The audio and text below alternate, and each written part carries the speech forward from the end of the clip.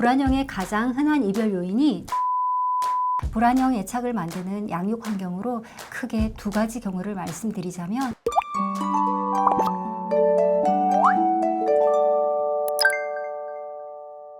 안녕하세요. 상담심리사 서규범입니다.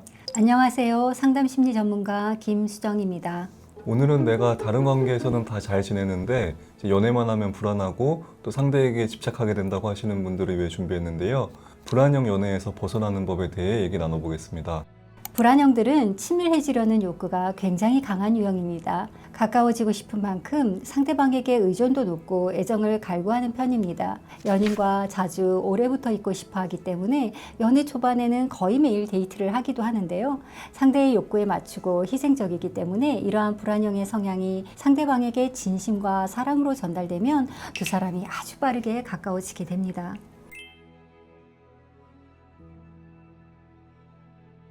그러다 갈등이 생기는 순간이 오는 거죠? 보통은 좀 어떤 경우인가요? 사실 많은 불안형들이 원하는 애착 조건이 있어요. 첫째, 원하는 만큼 자주 만나기.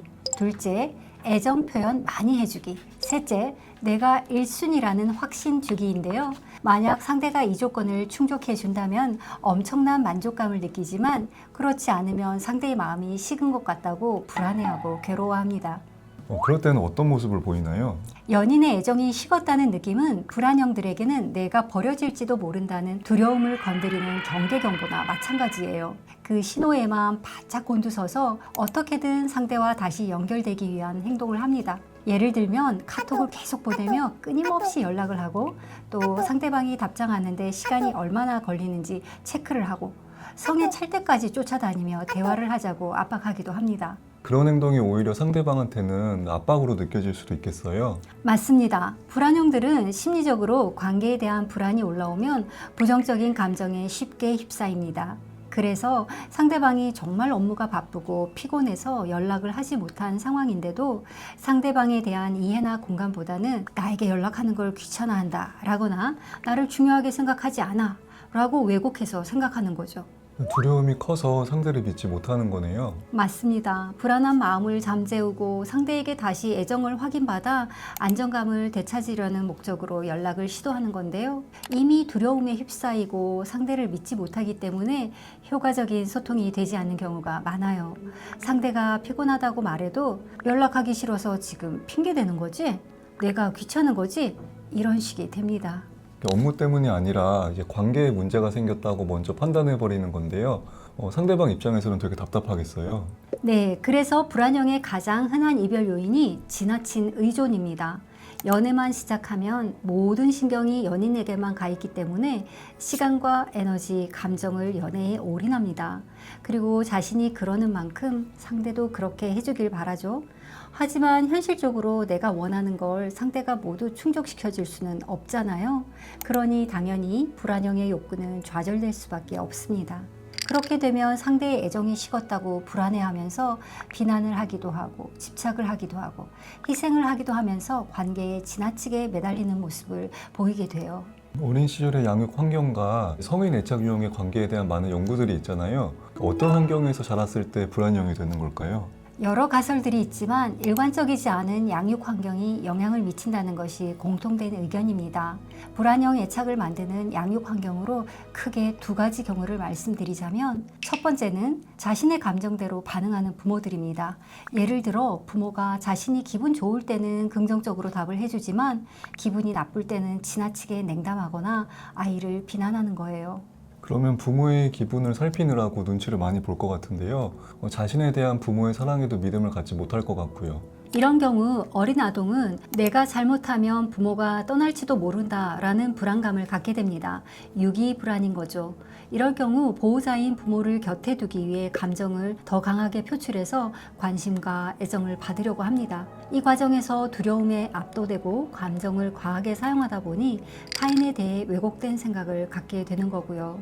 두 번째는 부모가 불안해하며 아이를 지나치게 과보호하는 경우입니다. 사실 아이들이 이런저런 실수와 실패를 하는 것은 당연한 일인데요. 불안도가 높은 부모들이 아이의 작은 실수에도 지나치게 불안해하며 자율성을 주지 않게 되면 부모의 불안이 아이에게 고스란히 전달됩니다. 그렇게 되면 아이는 자신의 실수를 잘못이라고 여기면서 스스로를 비난하며 부정적인 자기 이미지를 갖게 되는 거예요.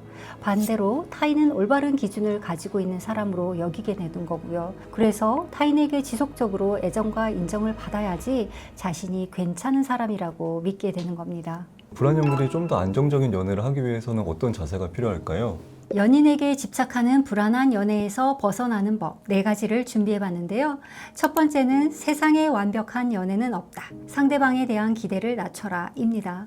불안형들은 상대방이 나의 결핍을 채워줄 거라는 기대로 연애를 시작하는데요. 하지만 세상에 완벽한 사람은 없어요. 누구나 다 상처가 있고 각자의 결핍이 있죠.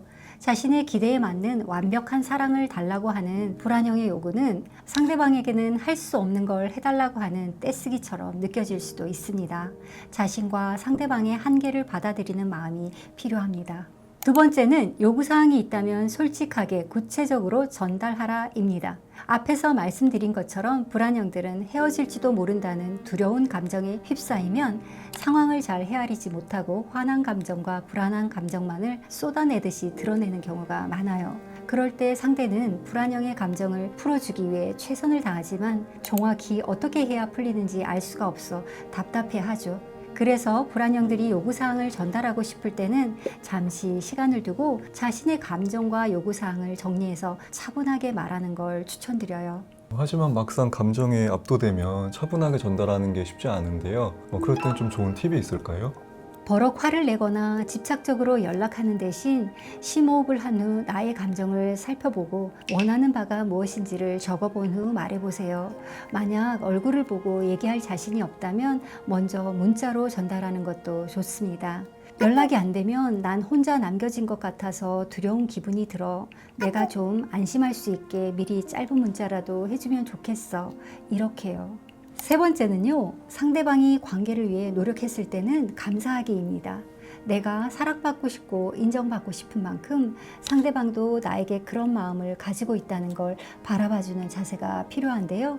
비록 내 마음에 100% 들지는 않지만 노력하고 있는 것에 대해 만족하고 감사함을 표현해 보세요. 그러면 상대방도 자신의 진심이 통했다고 느끼고 애정어린 관계를 위해 더 힘쓰게 될 겁니다. 근데 생각처럼 마음과 행동이 되지 않는 경우엔 어떻게 하면 좋을까요? 그럴 때를 위한 4번째 방법, 내 안에 있는 불안을 살피고 돌봐줘라입니다.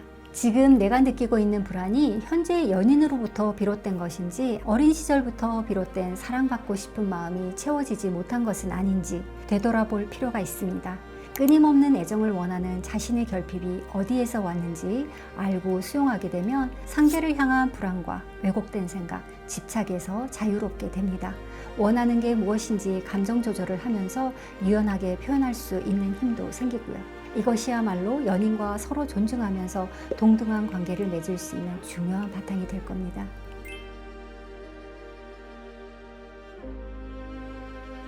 자신의 오랜 결핍을 바라보고 돌보는 게 먼저라는 말씀이신데요. 그런 의미에서 내가 너무 관계에 집착하고 있지 않은지 살펴볼 수 있도록 관계 번아웃 알아차리기 체크리스트를 준비했습니다. 더보기에서 확인하시면 되는데요. 자신의 에너지 수준을 살펴보시고 스스로 돌아볼 수 있는 계기를 만드셨으면 좋겠습니다. 시중에는 관련된 여러 책과 자료들이 있으니 한번 활용해 보시고요.